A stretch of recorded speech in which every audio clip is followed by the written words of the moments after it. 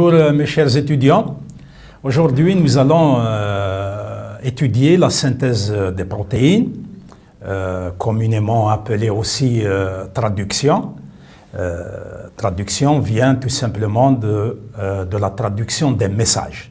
Le message, c'est l'ARN messager bien entendu, qui est traduit en protéines. Vous constatez bien ici que j'ai choisi de scinder ce chapitre en deux parties indépendantes mais complémentaires. Dans cette première partie, nous allons nous intéresser aux éléments intervenant dans la traduction.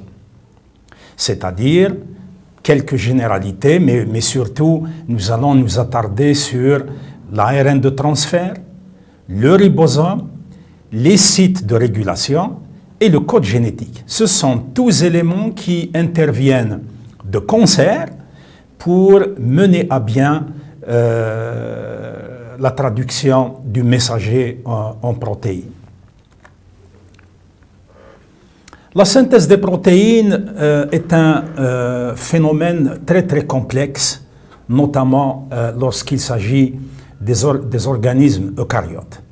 Comme vous pouvez le constater ici, on peut transcrire un gène suite à un signal venant de l'extérieur, comme on peut transcrire un gène suite à un signal venant de l'intérieur. Donc il y a des signaux de transcription et donc d'expression de gènes venant de l'intérieur, d'autres carrément de l'extérieur. Puis donc il va y avoir synthèse de molécules d'ARN messager, les voilà, avec ces introns qui seront enlevés par la suite. L'ARN messager qui va migrer du noyau vers le cytoplasme, où se trouve l'ensemble des éléments qui interviennent dans la synthèse des protéines, notamment la machinerie métabolique à travers le réticulum endoplasmique granulaire où l'on trouve les ribosomes, ou bien carrément dans le cytoplasme sous forme dissociée. Une fois que les protéines sont synthétisées, elles vont servir à des fonctions bien déterminées, soit à l'intérieur de la cellule elle-même, soit elles seront exportées à travers les vésicules de Golgi vers l'extérieur, donc vers des cellules cibles à travers l'organisme. Tout ça nécessite un travail de régulation extraordinaire que l'on va voir, bien entendu, dans les chapitres à venir. Les protéines qui sont synthétisées au niveau de la cellule, elles sont caractérisées par des niveaux de structure et des paliers de structure, à commencer par la structure primaire qui est tout simplement un enchaînement d'acides aminés avec une extrémité amine et une extrémité carboxylique. C'est une organisation linéaire et primaire de la future protéine. La structure secondaire, on peut avoir des hélices alpha ou bien des feuillets bêta. C'est tout simplement la création de liaisons d'hydrogène, de liaisons hydrogène entre acides aminés bien déterminés, qui fait donc le passage de la protéine d'une structure primaire vers une structure secondaire. La structure tertiaire, c'est l'organisation des chaînes peptidiques, avec ici par exemple le noyau prosthétique de fer dans le cadre de son organisation avec la chaîne bêta de l'hémoglobine. Ça, c'est la structure tertiaire. Et puis arrive finalement la structure finale, la structure quaternaire, celle qui est responsable de l'activité biologique de la protéine. C'est l'hémoglobine complète avec les chaînes alpha et les chaînes bêta avec le fer à chaque élément, bien entendu. Donc tout ça représente le niveau de structure le plus élevé et le plus fonctionnel. Lorsqu'on évoque les gènes et les protéines, à première vue, on risque de se dire il y a une relation directe entre un gène et un phénotype. Ce n'est pas le cas. Il faut un ensemble de gènes, un ensemble d'allèles, un ensemble de caractères pour donner un phénotype particulier. Parfois, un gène peut donner plusieurs fonctions. Et parfois, des gènes peuvent être responsables d'une seule fonction. Donc là, il y a une complexité extraordinaire qui fait que on démarre notamment de molécules simples vers des macromolécules comme l'ADN, comme les protéines, constituées de petites molécules comme les nucléotides pour les acides nucléiques et les acides aminés pour les protéines, pour finalement rassembler tout ça et faire des cellules spécialisées. Les cellules spécialisées par la suite, grâce à une organisation, elles arrivent à former un tissu, et des tissus peuvent s'organiser aussi en organes pour former des organismes, ajoutés à un comportement ou des comportements qui va donner naissance finalement à toute une société ou tout un peuplement, que ce soit une société composée d'êtres humains ou un peuplement composé de faune et de flore en général. Les éléments qui constituent ou bien qui interviennent dans la synthèse des protéines, nous l'avions signalé au départ, en premier lieu, l'ARN de transfert. L'ARN de transfert, quand il est synthétisé lui aussi, il est synthétisé sous forme d'une molécule linéaire avec une extrémité 5'-phosphate et une extrémité 3'-OH comme tous les ARN. Le propre de l'ARN de transfert, c'est que grâce à l'existence de régions complémentaires comme ici, ici, ici et ici, donc ce sont des régions complémentaires qui ont tendance à se regrouper, à s'apparier et à former des duplexes d'ARN, alors que la molécule d'ARN elle-même est un monodimère, c'est un homopolymère. Lorsque les régions complémentaires forment des duplexes, il y a aussi des régions qui n'arrivent pas à s'apparier avec d'autres régions et qui forment des boucles. Et ce sont ces boucles qui caractérisent aussi la molécule d'ARN de transfert. Donc, cette molécule est caractérisée par des régions d'appariement et des régions de boucles. L'une de ces régions bouclées, c'est la boucle spécifique de l'anticodon. C'est celle-là, la boucle de l'anticodon. Et dans ce cas, l'anticodon est complémentaire à un codon qui est GCA. Dans ce cas, il spécifie l'alanine. L'extrémité 3'OH de l'ARN de transfert est réservée au site de fixation de l'acide aminé.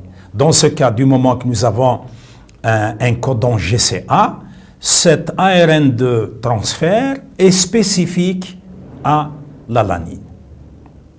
Voici une schématisation pour vous donner un aperçu tridimensionnel des différentes boucles et des régions appariées de l'ARN de transfert, ainsi que la boucle qui nous intéresse, celle de l'anticodon.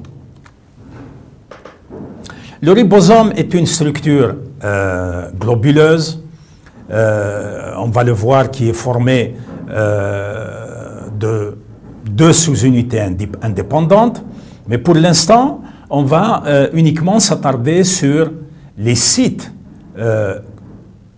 qui constituent les éléments fonctionnels au niveau du ribosome. Nous avons un site A qu'on appelle site aminoacyle, un site P qu'on appelle aussi le site peptidyle, et un site E qui est le site exit ou bien sortie. Le site aminoacide, il accueille les aminoacides liés à leur ARN de transfert. Le site P accueille le peptide en croissance. On va voir avec l'exception du premier acide aminé qui entre dans le site P. Et le site E, c'est presque un pseudosite. Il sert à expulser les ARN de transfert qui ont déjà été déchargés de leur aminoacide. Chaque aminoacide, avec son ARN de transfert, possède aussi une enzyme appelée aminoacyl ARNT synthétase correspondante. On peut voir ici qu'il y a au niveau de l'aminoacyl synthétase, ici en bleu, nous avons un site de liaison pour l'ARNT spécifique de l'alanine, puisqu'ici il y a GCU comme on vient de le voir tout à l'heure. Et voici l'alanine, donc, dans son site de liaison aussi. Donc, l'aminoacyl synthétase, cette enzyme, est caractérisée par l'existence de deux sites fonctionnels. L'un sert à accommoder l'ARN de transfert, l'autre pour l'acide aminé lui-même. Les molécules de ribosome ou bien les organites de ribosome qui constituent par la suite constitués de plusieurs molécules.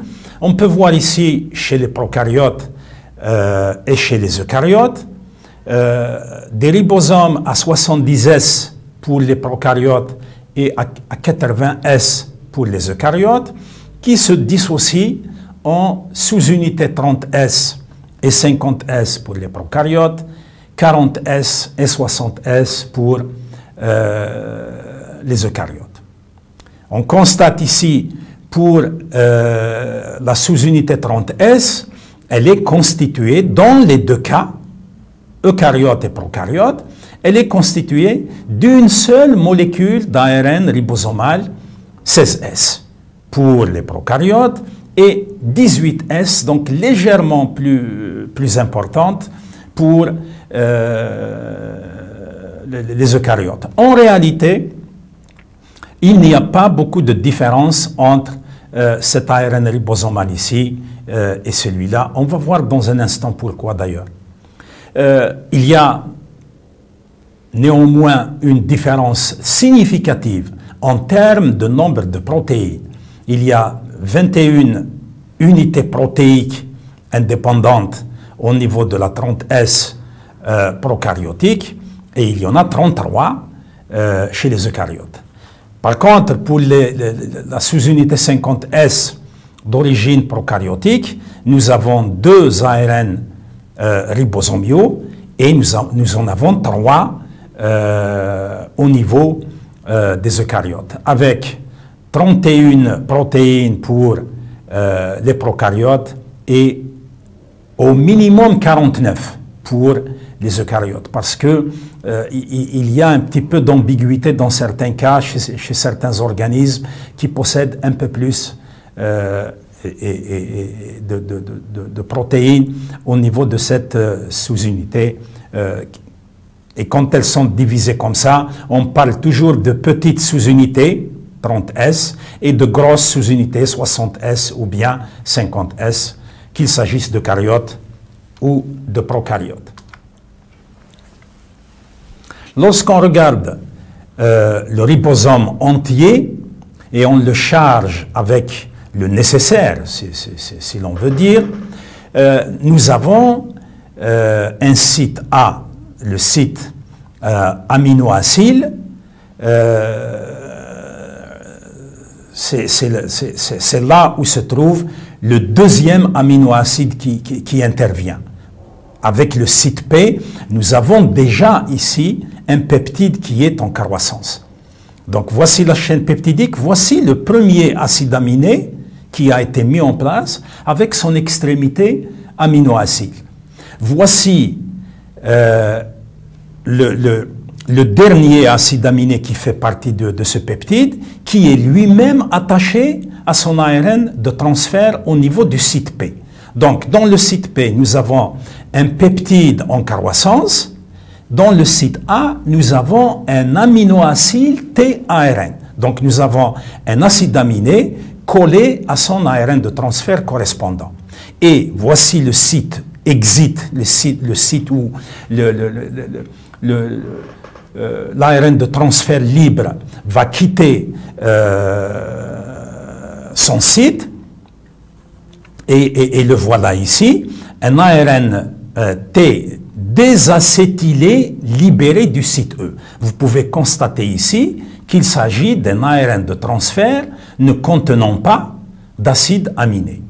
Donc, le ribosome va lire dans la direction 5', 3', et vous voyez très bien ici, déplacement du ribosome. C'est le ribosome qui se déplace sur la molécule d'ARN messager dans la direction 5' vers 3'.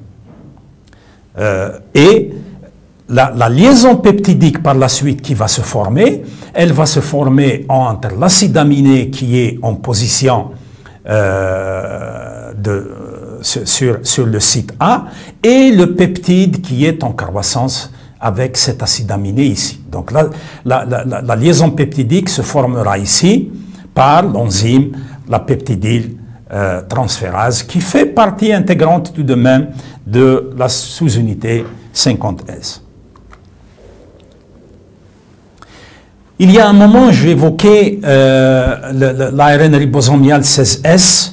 Regardez bien maintenant cette organisation de séquence de l'ARN messager. Nous avons un codon de départ ici AUG, donc la traduction commence ici. C'est à partir de là qu'on commence à synthétiser les protéines. Donc tout ce qui vient avant, et on l'a dit à maintes reprises, que ce soit au niveau de l'ADN, de la réplication, ou bien de la transcription, et maintenant pendant la traduction, tout ce qui est en amont, c'est-à-dire dans le sens négatif de ce côté-là, représente des séquences de régulation. Et on constate très bien l'existence de cette séquence Shine d'Algarno qui est là, sur l'ARN messager, et qui est complémentaire à une séquence qui se trouve au niveau de la sous-unité 30S et donc au niveau de l'ARN ribosomial 16S pour les prokaryotes et 18S pour les eucaryotes. Et c'est cet appariement qui permet à l'ARN messager de se coller définitivement au niveau de sa séquence complémentaire sur le ribosome, et la lecture va pouvoir se faire maintenant dans ce sens, arriver ici pour commencer à mettre le premier acide aminé de la chaîne peptidique. En évoquant la synthèse des protéines, nous avons dit au départ qu'il y a 3 éléments essentiels: le ribosome, l'ARN de transfert et maintenant le code qui est utilisé pour la traduction.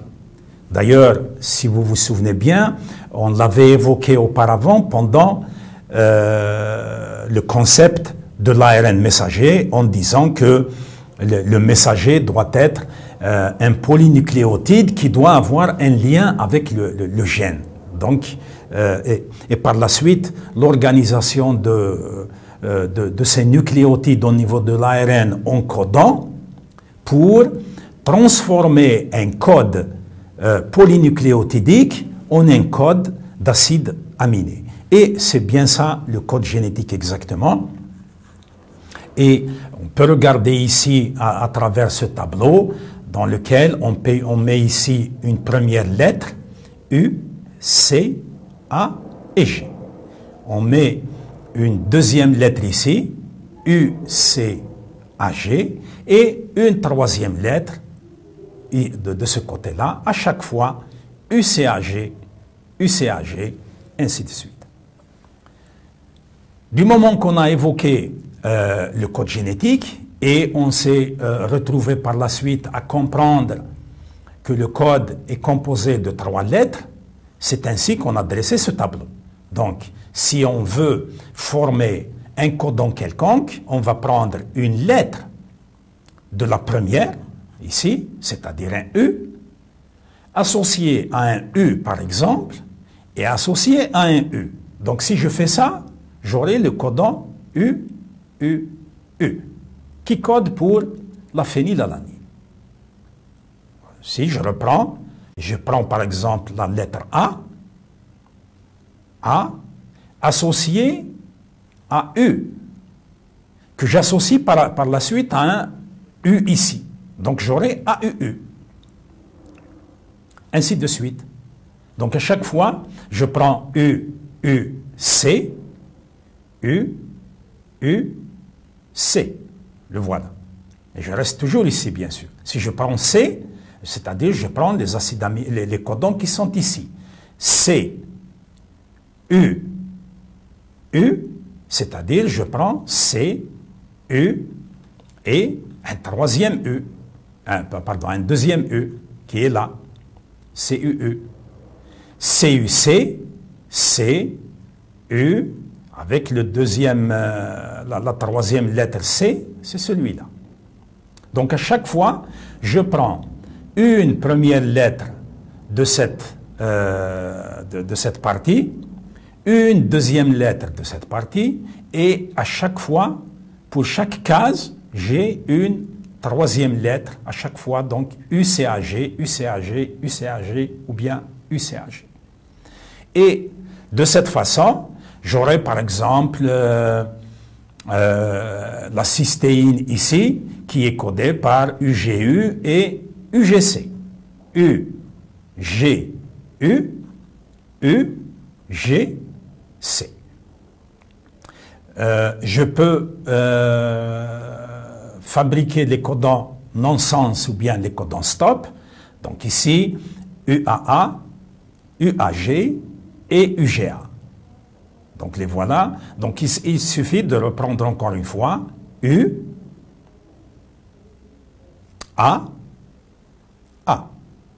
Donc je suis dans ce codon stop. U, A, G, je suis dans ce codon stop UAG. Si je veux celui-là, UGA, donc j'aurai U, G et A. Et donc je suis dans cette partie. Voilà, jusqu'ici. La même chose va s'appliquer pour l'ensemble des 64 codons que nous voyons ici et qui sont responsables de coder pour un certain nombre de codons. D'ailleurs, on voit ici les différentes caractéristiques du code génétique. La première, c'est que ce code est universel. C'est quoi universel? C'est-à-dire que ce qui est appliqué pour l'homme est appliqué pour la souris, il est appliqué pour l'éléphant, il est appliqué pour la bactérie. Donc c'est le même code qui est utilisé par le monde vivant de la même façon.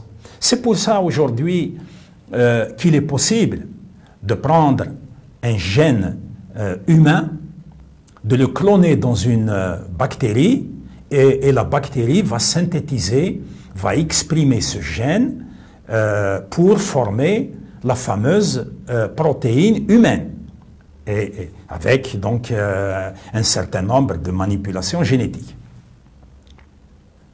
Le code génétique est dit dégénéré, c'est-à-dire, regardez bien ici, nous avons un certain nombre de codons, comme ici, regardez, GGU, GGC, GGA et GGG, tous les 4, ils codent pour la glycine.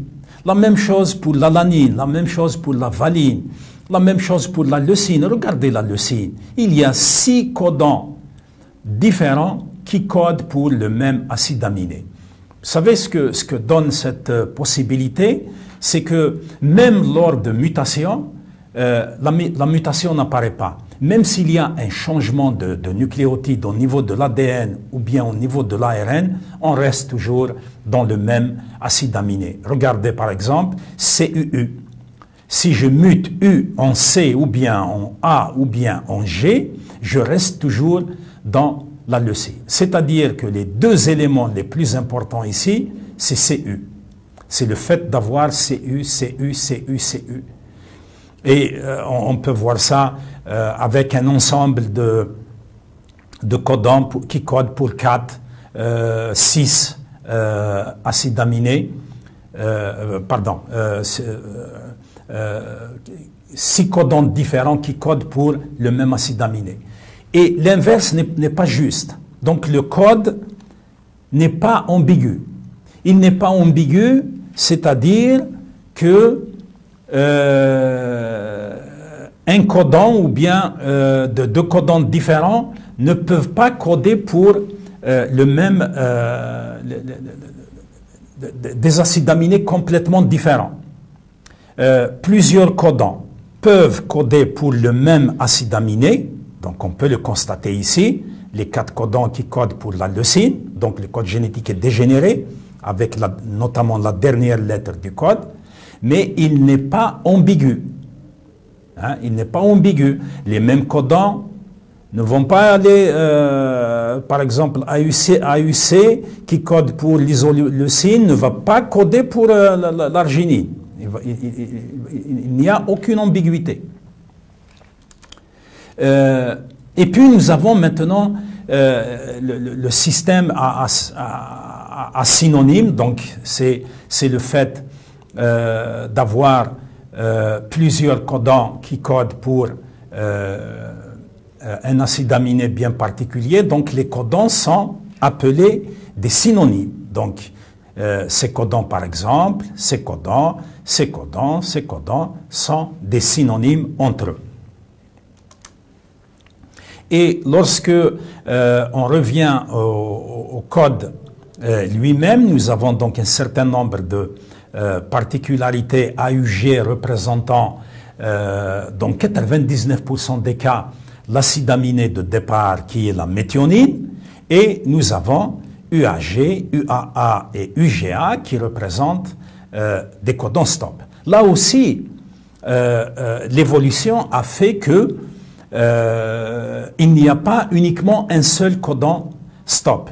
Il y a un seul codon de départ pour bien gérer le début de la synthèse de la protéine. Il ne faut pas qu'on démarre cette synthèse n'importe comment et n'importe où. Il faut qu'on la démarre en un point bien précis. Par contre, pour les stops, on peut avoir 2 stops successifs, UAG suivi de UAA par exemple, ou bien suivi de UGA. Comme on peut les avoir les 3 en même temps, c'est dans le but que si jamais le premier stop est grillé entre parenthèses, le deuxième stop va arrêter la synthèse de la protéine. On va voir ici le code chevauchant et non chevauchant. Nous avons un point de départ ici avec des codons bien particuliers. Un code chevauchant est un code qui a des codons qui chevauchent les uns par rapport aux autres quand on synthétise les acides aminés. C'est-à-dire nous avons AUU suivi de UUG. AUU, voilà le codon, suivi de UUG. Et par la suite, UGC, c'est celui-là, UGC. Par rapport à un code non chevauchant, c'est celui-là. Dans la réalité des choses, le code génétique, bien entendu, fonctionne d'une façon non chevauchante. C'est-à-dire, chaque 3 lettres sont indépendantes des 3 autres lettres successives qui vont venir par la suite. AUU, voici le premier acide aminé qui est codé par le codon AUU. Le deuxième acide aminé que vous voyez ici, il est codé par GCU. Voici GCU. Le troisième, CAG. Voici CAG. Donc, le codon CAG est indépendant de GCU. Celui-ci lui-même est indépendant de AUU. Donc, le code génétique, il est universel. Il obéit à cette dégénérescence avec des codons synonymes.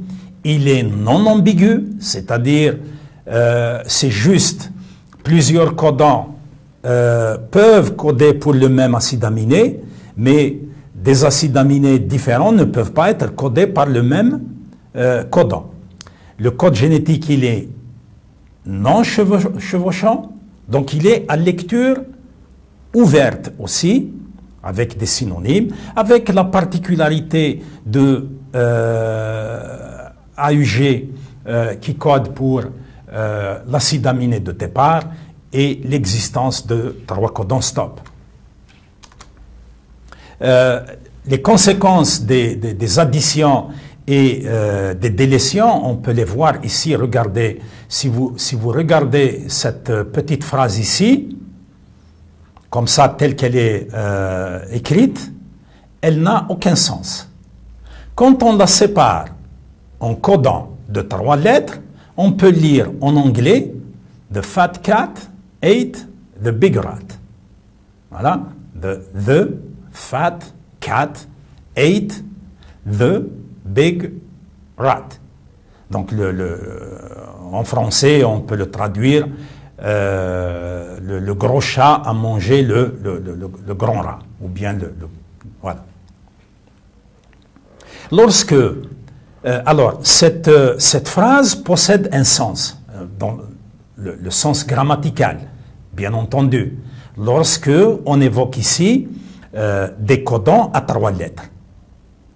Lorsque on enlève la base qui est ici, le C, hein, et voici la conséquence, the fat jusqu'ici, donc c'est bon. Et puis, parce que le C n'existe plus, le troisième codon, ça sera les 2 lettres originales plus la première lettre du codon suivant, donc ATA. En anglais, il ne donne absolument rien. Donc à partir du point de mutation, le sens, il est perdu. C'est le résultat du décalage du cadre de lecture de ce messager en protéine. La même chose si on ajoutait un C, donc ici, donc on laisse le C qui existe et on ajoute un autre. Voici, donc au lieu d'avoir CAT, CAT, on aura CCA, qui n'a aucun sens, et bien entendu tout le reste. Donc qu'il s'agisse d'une délétion ou bien d'une addition, le résultat est le même, c'est-à-dire un décalage du cadre de lecture à partir du point de mutation. Voilà, j'arrive au terme de cette première partie de la traduction dans laquelle il faut retenir les éléments suivants. Première des choses, retenir que la nécessité de l'existence d'un certain composant, d'un certain nombre de composants pour réaliser la traduction. C'est-à-dire, le messager lui-même n'est pas suffisant. L'existence de l'ARN messager est une condition, mais ce n'est pas suffisant pour qu'il soit traduit en protéines. Donc nous avons besoin de l'ARN de transfert pour qu'il soit chargé des acides aminés correspondants. Nous avons besoin du foyer de synthèse de la protéine qui est le ribosome, avec, nous l'avions vu, ces sites A, P et E, et le fait que le ribosome pouvait, à travers la sous-unité 30S chez les prokaryotes et 40S chez les eucaryotes, se lier avec l'ARN messager, et grâce au code génétique, les 64 codons, y compris les 3 codons stop, amorcer la lecture et commencer ainsi la traduction du message. Merci pour votre attention.